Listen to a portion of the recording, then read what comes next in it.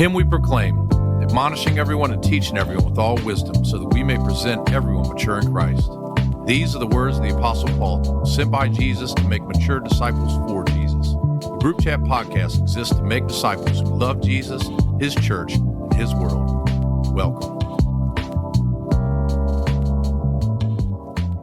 Welcome back, everyone, to the Group Chat Podcast. We are continuing to work through systematic theology, the truth about who God is and what He's revealed about Himself. This is Pastor James hosting today. I'm joined by Pastor Joe Rowland, happy to be here, as well as his brother, Pastor Josh Rowland. Hey. And our brother, Pastor Doug Ponder. I knew you were going to make another brother joke. I just knew it. I was like, he's going to say brother from a different mother, something like that. Brother in Christ. You just got to get the recording rolling and see what you can do. No doubt. We are continuing through working through these headings of doctrine, and last time we were talking about the doctrine of Scripture, and we're moving on now to the doctrine of God. And of course, these two doctrines are intimately related because God gives us a word so that we can know Him. And so we're talking about the idea of knowing God today. And so we want to start very basic today. Christian theology affirms that God exists and that He can be known. And so that seems like a very fundamental, maybe obvious, simple place to start. So why is that even worth sitting down on? Just the raw fact that the Bible says there is a God and that He can be known. I mean, the Bible begins with the words, in the beginning, God, and lets you know from the outset that His existence is absolutely basic. It's absolutely fundamental to everything else about the world that we live in. There wouldn't be a world if there hadn't been a God to create it. And that's something that even non-Christians were able to figure out by just thinking. You know, if you saw a ball rolling down the hallway, you would not conclude, oh, I bet it set itself in motion. You would assume one of your children did it, or maybe even the AC kicked on extra hard and blew it down, but something set it in motion. And even with the AC example, something made the AC kick on, somebody built the AC, right? I mean, you just keep going back. And when you go far enough back, you have to get to something that wasn't created by something else. And even non-Christians said, whatever that thing is the creator, right, is God. Now, that doesn't get you very far. There's a whole lot more that would need to be known about that creator. We actually, ironically, we had this conversation around my dinner table last night. To some degree, we were talking about creation ex nihilo, and basically, it was like, well, my daughter was like, well, we can create things, we can make things, and I was like, well, kind of, but I said, when you draw a picture, you are drawing with what? And he's like, a pencil and a paper. And I said, where'd you get the paper? And she says, it comes from trees. So, basically it's like, well, God didn't make this drawing I did kind of thing. And I was like, well, yes, but where are you getting the paper from? From trees. Well, where'd the tree come from? Well, someone planted a seed. Where'd the seed come from? From another tree. And just kind of chasing it back for fun. And just to illustrate your point, Doug, if we chase anything all the way back to the very beginning, you have to get to what some people refer to as the uncaused cause, or the first mover, or whatever first and primary cause, whatever philosophical categories you want to use, there is something there. And like you said, that doesn't get us all the way, because it just is. There's a God, there is a creator, but then this God and this creator wants to be known. He reveals Himself, and so that moves us a little bit closer. So which is to say, even if you're just asking simple questions like, where did that come from? That's a trail that leads all the way back to God. And there are many trails like that, many arguments for the existence of God. The big questions about life: why are we here? As you consider the nature of our world, it leads your mind back to something uncaused, uncreated. Yep. And so one of the passages we were talking about is Proverbs 14:1, where he says, the fool says in his heart, there is no God. And so that kind of shifts the assumptions a little bit to say, even as DeYoung said in the Daily Doctrine book, that the existence of God is the starting point for human knowledge and not the destination. That in a lot of ways, because of the world that we live in, it is actually more proper to assume the existence of some kind of creator. And of course, you can come up with arguments for that after the fact, but it's actually the starting place. That's not typically how people in our world think. I mean, they wouldn't say, actually, no, the starting place is assume God exists. Like, the benefit of the doubt is not on that side. Like, the burden of proof is you have to prove that there is a God. But actually, the Scriptures show us something fundamentally different than that. Mm-hmm. Yeah, that's exactly right. Actually, DeYoung said at one point that for the Christian, arguments for God's existence are better thought of as witnesses than they are as proofs. That's great. I'm just glad you said it that way. The burden of proof is on thinking there isn't a creator for creation. There is, and it's actually been obvious throughout all of history to pretty much all people. Yep. Yeah, which is why there are so many religious people in the world. All of these people, when they look up at the stars in the night sky, and when they do the kind of thought exercises we did a few minutes ago, thinking about a ball that was set in motion, when they do that kind of thinking, they come to the right conclusion. Well, somebody had to make all of this. And that person couldn't have had a creator himself, because then whatever made that guy would be the creator, And that's why atheism is actually really a very small phenomenon. You probably don't know that living in America in the 21st century. You probably assume, oh my gosh, there's so many people in the world and you had to be educated into religion. No, actually you had to be educated out of it. That's exactly right. In fact, the number of total atheists in the world today is somewhere around 7%. I remember seeing that stat somewhere, maybe give or take a percentage point. And you're like, well, 7% is still kind of a lot. Not when you're talking about billions of people, number one. Yeah, if you zoom out to all of history. And number two, yes, when you go back before communism, systematically persecuted Christianity in places like China and Russia and other religions too, then what you will find is actually the percentage of atheists before the advent of organized governments that were attacking religion was less than 1%. Right. 7% is their best numbers. That's the best ever. they got, right? And how many Christians are in the world? Including over Catholics 2 billion. And if we're not just counting Christians, we're counting all people who recognize, well, yes, something had to create everything. We would have huge disagreements with them about how we understand the nature of the God who created.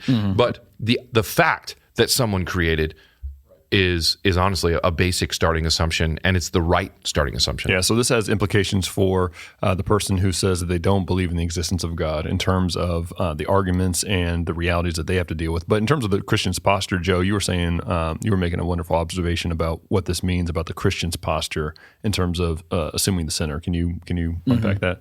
Yeah, that's a great phrase, assuming the center. There's a sense in which you need to not be the one who feels like the burden of proof is on you. So just quick anecdote. I remember growing up in the 90s, which a wild time in a lot of ways. Pastor Doug was the best of times. Pastor Doug was talking about atheism, and I guess the new atheist movement was a little bit before that, maybe.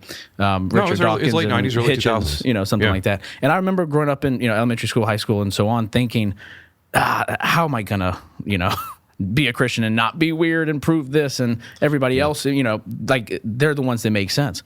And as I've grown up, I'm like, that's not true at all. Actually, they make no sense. Yeah. So you shouldn't at all feel like the burden of proof is on you. Feel like, no, it's obvious that God is real. We know that, and it's only by our sin that we suppress that. Hey guys, Pastor James here. Group Chat Podcast is a ministry of Remnant Church in Richmond, Virginia.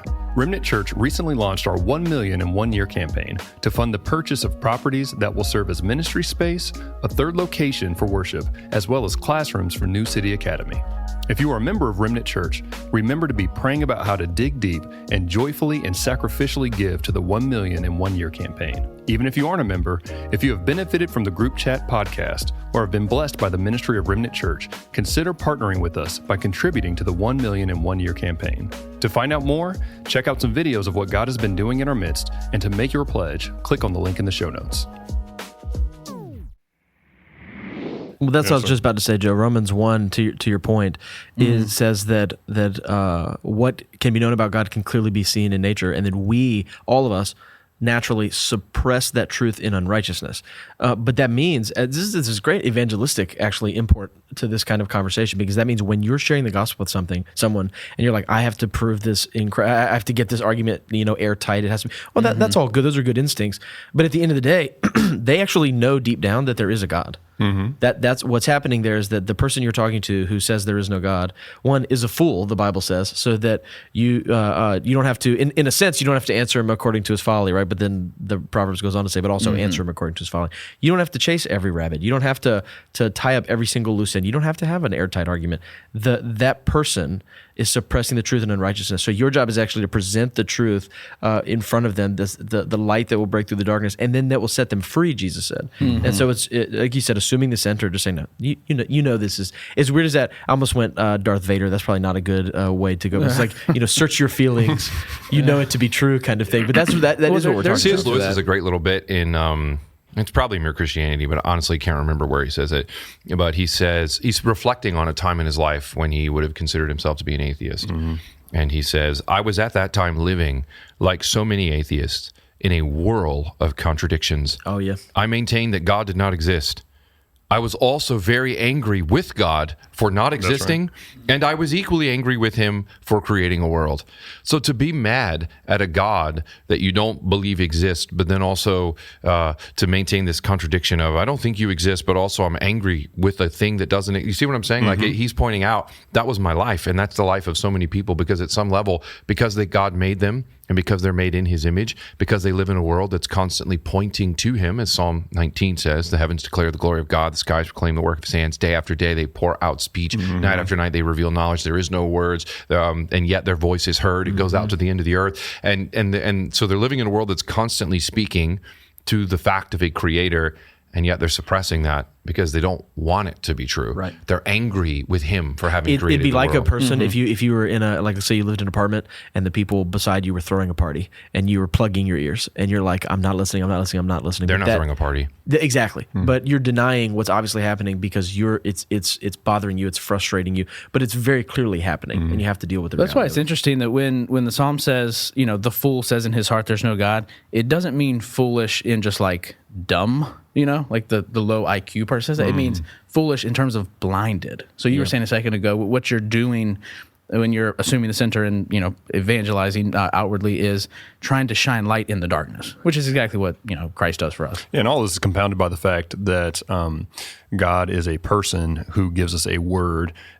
Even as Doug was just saying in the Psalm, it says that his creation, he's constantly pouring out speech through that means, but then also through the word. And we've talked about these things on previous episodes, but just the fact that God intends to be heard, he intends to be known. It's not just that God is there, and not just that he's notable, but actually through a variety of means in his creation, he's made it very manifest that he wants to be known, which changes a little bit of the slant of the conversation that he's communicating to us.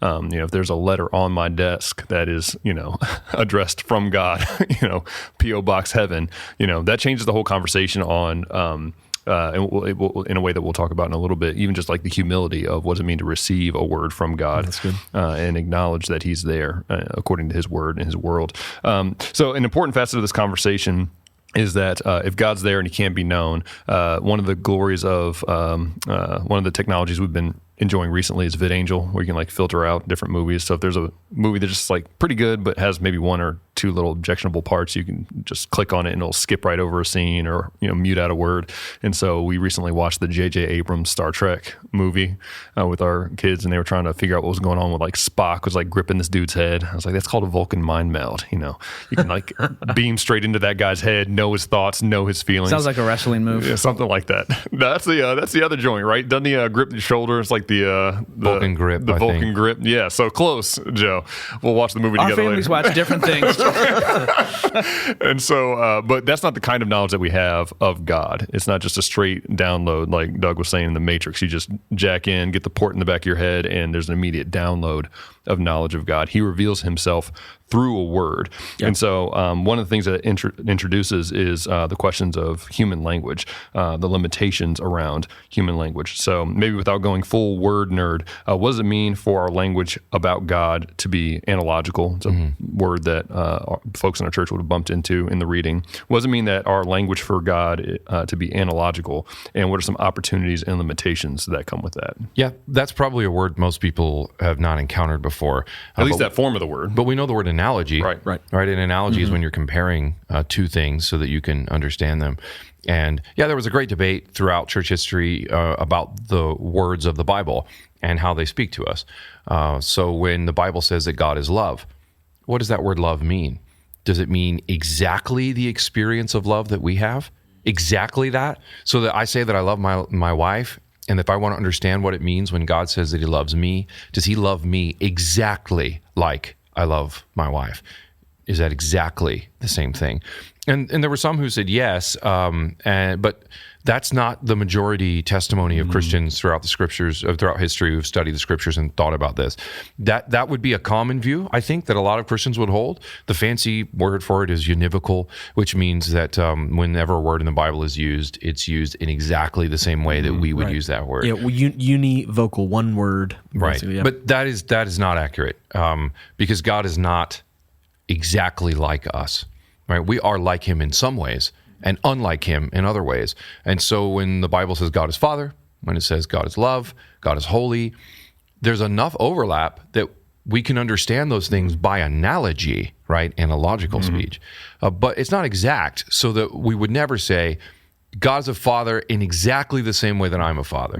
Well, that's not true, because he was a father without having to take a wife to become one. Sure. Right? He was a father without the act of procreation to create children. Do you know what I'm saying? So, Yeah, even when you get into some of the more pictorial analogies in the scriptures, the Lord is my shepherd. It's like, we get to heaven, he's not pulling wool off of his robes. It's like, what? I thought you were a shepherd. Where's the sheep? But he also says, I'm the gate. Yeah, that's right.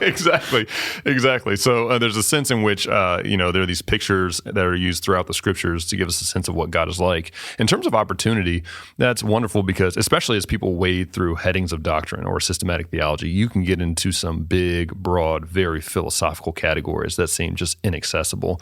But God has made his world in such a way that we actually get a lot of very familiar pictures of what God is like.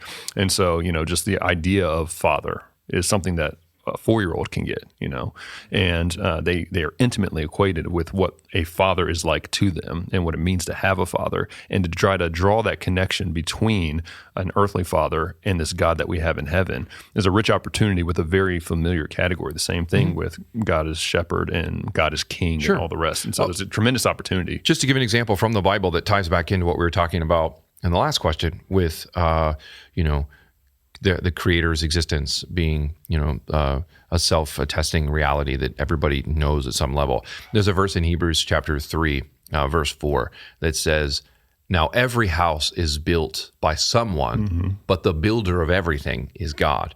And that verse is using analogical language.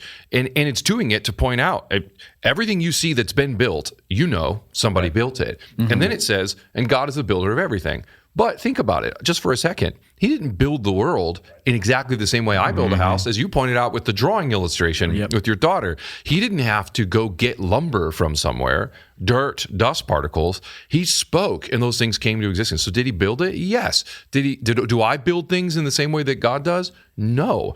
And so, but there's enough overlap that I can understand the concept without making the mistake of thinking God is really just like me. Just a little older, a little smarter, a little bigger, a little more skyward, and so more skyward. That's so funny. That's how it is. Country music, right? He's right. the man upstairs. The man upstairs. That's right. Some of God's greatest gifts. That song. There is. Oh yeah, no. It's so good. It's so good. Thank the man upstairs. Two Dinwitties and a dog. That's a podcast for another day. Yeah. So one of the things I was thinking about is in exactly what you guys were describing is that it's not just it's words, but this happens with people when we're communicating with each other, where we mean slightly different things. I'm sure we've all been in a situation where you're talking with someone, it's very frustrating because you're saying one thing and they're hearing one, and it's like, what in the world? There's just limits to to human language. And to your point about word nerd stuff, it's because the words themselves aren't the substance of what you're saying. So you're like, let me try to say that in a different way. Let me try to paint a picture for you, whatever it might be. So you have two fundamental errors that can happen in these kinds of situations, whether that's God's revelation to us or, like I said, even just any kind of human communication, is that you can go what some might call like the fundamentalist error, which is thinking everything I say this is exactly what I mean. And so, or everything we're communicating, it means exactly this, that's it. So we can have full, comprehensive knowledge of exactly what we're trying to say. Then you have like the progressive error, if you will, which is no one can know anything. Yeah, right? The era of postmodernism. There's no truth. There's no truth. You mean what it means, whatever we want it to mean. Right. In reality, the answer and I'm not saying this is some kind of via media like, oh, it's 50-50. That's not the point I'm making. The point I'm making is We cannot know as God knows, where you started with the question. We don't get the Vulcan mind meld. We can truly know, though. We can know. We don't know exhaustively. We can't know perfectly. We can't know, with God's infinity. But we can really, truly know things. We can know truly. We can know truly. Yeah, that's a great way to say it. What was in our prep time? What was the point you were making from 1 Corinthians 13? Yeah. 1 Corinthians 13:12 references seeing through a glass dimly. And just that doesn't mean that we don't see at all, like Josh was saying. Like we do see, but also means we don't see perfectly. We don't see crystal clear. It's I guess sometimes you can unfortunately get caught in kind of a slippery slope fallacy here on either side, where Josh was saying the fundamentalist error is, well, you're just saying that we can't know anything, and we just throw our hands up and say who can know. Well, no, that's not what we said. We said we do see, but we don't see perfectly. Yeah, but we see dimly. We do have the capacity to see everything that he intends for us to see. Yeah, that's a good way to say it. Which is a huge part of the conversation when it comes to a God who reveals himself through the word and through his world with the desire for us to know him.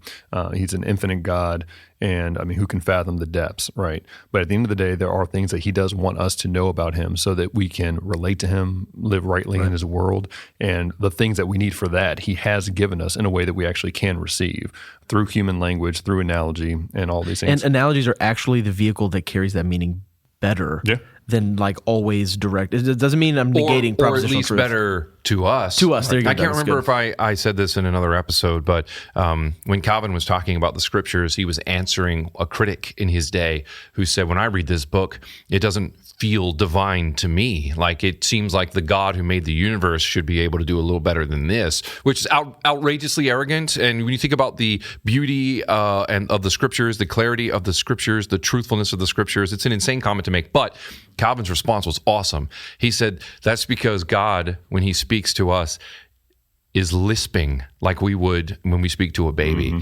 And he's like, in other words, the reason that the Bible isn't even more awesome than it already is because he's talking to dummies. I was going to say, the Bible's dumbed down because you are. Yes, that's it. That's exactly what Calvin was saying. And that's so great. Yeah, God speaks to us in a way that we can understand. And therefore he uses analogies. If we were God, he wouldn't have to do that. He could speak to us like he speaks to himself. Yeah, it also helps us remind us of the true nature of humility. I know I don't feel like I've bumped into this very often these days, but I know maybe earlier 2000s, be talking to people in like college and trying to evangelize and talk to them about Jesus, and there would be a supposed humility of like, well, I'm an agnostic because I don't think anybody can know, which sounds humble, but the true humility is just receiving God's revelation as he has given it to us. Again, if there's that letter on the desk addressed from God, then true humility says, well, I don't know, I think Dad sent us a letter, and if we open it up, he's told us some things, and if I'm just receiving what he's given, then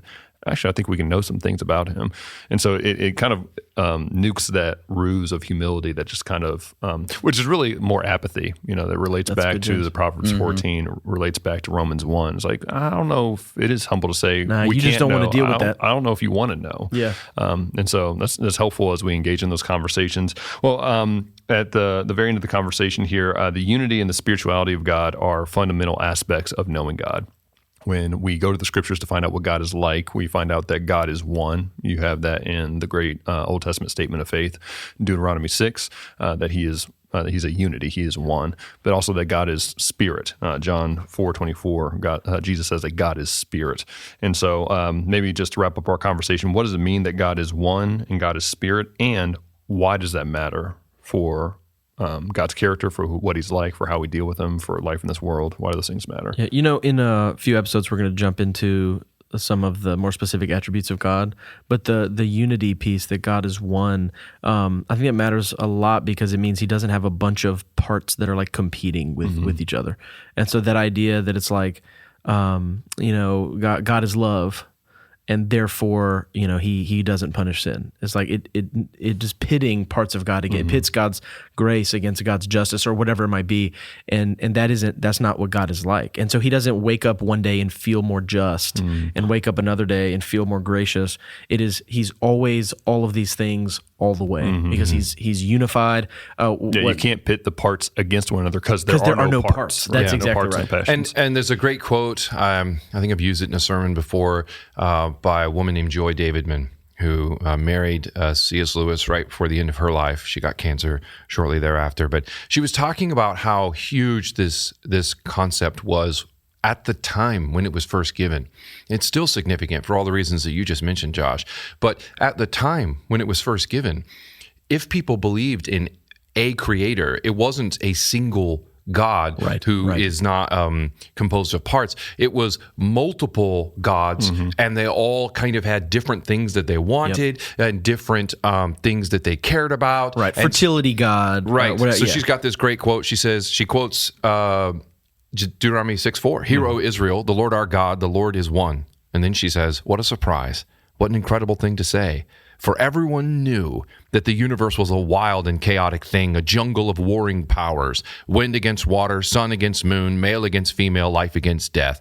There was a God of the spring planting and another of the harvest, a spirit who put fish into the fishermen's nets, and a being who specialized in the care of women in childbirth. At best, there was an uneasy truce among all these gods. At worst, a battle. Now along comes a fool from an insignificant tribe of desert wanderers, and he shouts that all these processes are one process from a single source, and that the obvious many are actually the unthinkable one.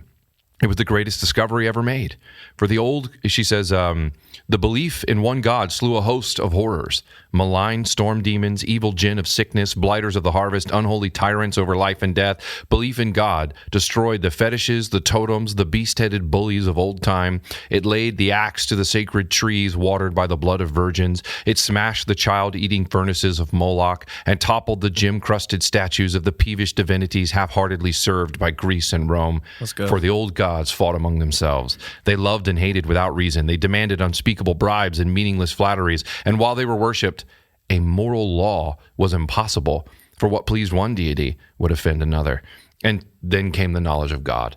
It's awesome. It's so great. It's one of my favorite quotes I've ever read. Talk to him. That's good. So the oneness of God as good news, because there's no conflict within God. God's always on the same page with God, With himself. Yeah, that's right. And there's no one else there's no competing page. That the fact that there is one God is the basis of the orderliness of creation that He made rules over with His sovereignty, His wisdom, things that we'll talk about later. It's a wonderful thing. Talk to me about the spirituality of God. That God is spirit. What does that mean? Why does that matter? Or what would the alternative be? God is spirit instead of what? Well, He's not matter. He's not made of physical things. Because He created all physical things. He existed before physical things. But we don't just mean that. When we say that God is spirit, right, we're also saying that He has a mind, that He's personal, He's knowable. That He's real. Yeah, He's real. He's not just dust. Dust doesn't have a mind. Yep. Dust doesn't have a soul. Dust doesn't have attributes and qualities and properties that can be shared and known by other things. Dust is just dust. But God's not like that. God is a person. A spiritual person, a being with a mind, a heart, will, all the things that the Bible tells us. Yeah, not an idea, not the force. The force. It's like the personality. That's actually a great point of contrast, because very often people can conceive of God that way. Right. That there's a subtle but significant difference between God, saying that God is spirit, that He's not something that you can grab with your hands, versus that He is this impersonal force like you find in a lot of Eastern religions, or Star Wars. Yeah, or Star Wars, right? And so it's not just... What's the difference? God is a dynamic, or God is a concept, but He is a real person, a real mind, a real personality that you can know, and most importantly, relate with, which is the whole reason why He gives us His word to reveal Himself, because He is a true person, and He can be known, He can be related with. You know what Luke Skywalker never does to the Force? He never talks to it. Yeah. Yeah, Never talks to it. Never prays to it. Never prays to the force. Never right? asks for help. The force is like like the wind. It's just like an impersonal wind that's blowing around, right? It lives and moves through everything, and that sounds cool, but it's actually a really cheap imitation of the real God. Mm-hmm. The real God can speak. The real God can be spoken to. The real God can have a relation with his creation. That's such a good point, Doug, because it might, like you said, sound or feel cool to think about the force, and you can now move stuff across the table because of the force inside you. That'd be pretty cool. That's cool, I guess. But when you're suffering, you don't need to move stuff across the table. Yeah. I need a God who can actually speak to me. That's right. Who can actually draw near. Yeah, it actually tames God to think of him as a force or something like that, because you say, okay, you just said he can speak to me and I can speak to him. So we were like, well, I'd like to speak to him, but I don't want him to speak to me. Mm-hmm. You know, that kind of thing. And so you cannot have one without the force doesn't have an agenda. Yes, that's what I'm trying to say. Right. We're like, let's dumb this down. Let's kind of grind the rough edges off. Mm-hmm. So it's just like, well, I like the idea of like this powerful force, but what if it's a powerful force that can't do anything to me, but that I can wield to do whatever I want? Yeah, that's just not how God is. That may sound very not that I'm mad at Star Wars ethereal and far removed, but actually this is hyper real, because a lot of people would classify themselves familiarly as saying, I'm spiritual but not religious. Yes. And so part of what they're saying is, I think that there are dynamics, there are forces at play that we can't see. Yeah. But again, those forces at play and those quote unquote spiritual dynamics don't have a will that it calls us, commands us to bow the knee to. The force can't demand our submission. Yeah, at the end of the day, you're still God. You're the Scooby-Doo meme where they pull off the mask and they're like, let's see who it is, and it's like, who is this force? And it's just whatever you want. Yeah. That's really what's still driving the train. Yeah. So all this is good news that one, God is there. Two, that he wants us to know him, which is why he pours out speech in his world, his creation, and also chiefly through his word as he invites us to know him and to relate with him and to reap all the benefits that come with submission to his will, drawing near to him and him drawing near to us. And so that is again, the greatest question in life is whether or not there's a God and what he's like. And so we're beginning to unpack those truths and that reality. We're going to continue in the next episode, but that's all we got for this time. And we'll see you guys on the next one. Thanks for listening to another episode of the Group Chat Podcast. Be sure to subscribe on your favorite podcast app and check out the links below if you're interested in more. Until next time, grace and peace.